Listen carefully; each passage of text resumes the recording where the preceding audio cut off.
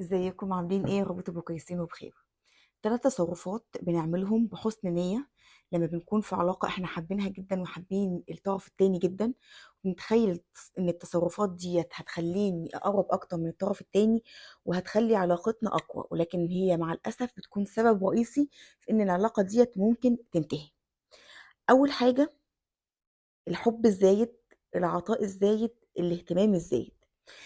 ساعات بيجي في دماغنا ان انا لما احب حد بزياده او ابقى معطاء ليه بزياده او اهتم بيه بزياده، ان ده هيخلي الجانب التاني او في الطرف التاني يتعلق بيا اكتر ويتمسك بيا اكتر.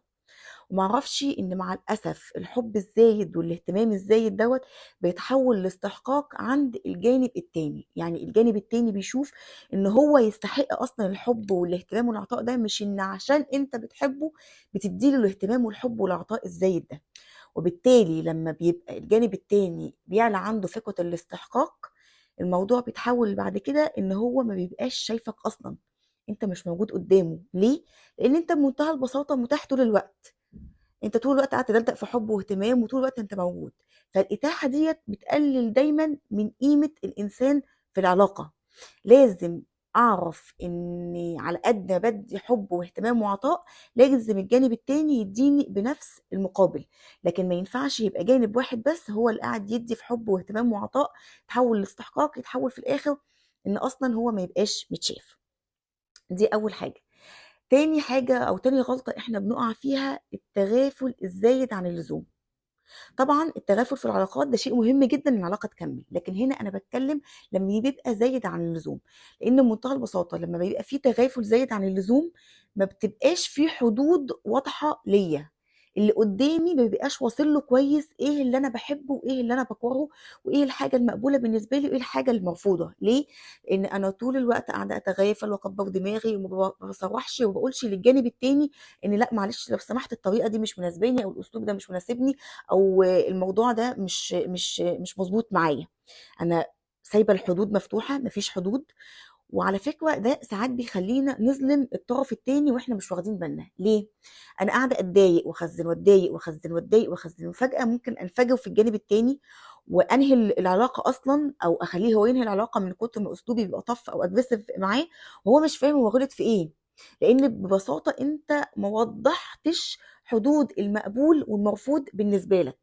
فاللي قدامك قاعد دايس في العلاقه وبيعمل كل اللي عايزه عشان مفيش حدود واضحه، وانت قاعد تخزن. في الاخر ممكن انهي علاقه تكون كانت لطيفه جدا والشخص اللي قدامي يكون فعلا بيحبني، بس اخسره علشان انا تغفلت زياده عن اللزوم، وبالتالي ما كانش في حدود واضحه. تالت حاجه: العشم الزايد ورفع سقف التوقعات الزايد. ليا واحده صاحبتي فانا طول الوقت بقول لها انت زي اختي. فانت زي اختي ديت بقى على قد ما هي جمله جميله جدا، على قد ما هي بترفع نسبه العشم وسقف التوقعات لدرجه بتخلي مفيش مساحه امان ما بيني وما بين الجانب التاني. وطالما اختفت مساحه الامان دي، مساحه الامان دي بتسمح بايه؟ بتسمح للي قدامي ان هو يغلط وانا اتغافل، بتسمح للي قدامي ان هو يغلط وانا اسامح، طبعا في حدود. تمام. لكن لما العشم بيزيد قوي والعلاقه بتقرب قوي وسقف التوقعات بيعلى قوي، الحساسيه بتزيد قوي.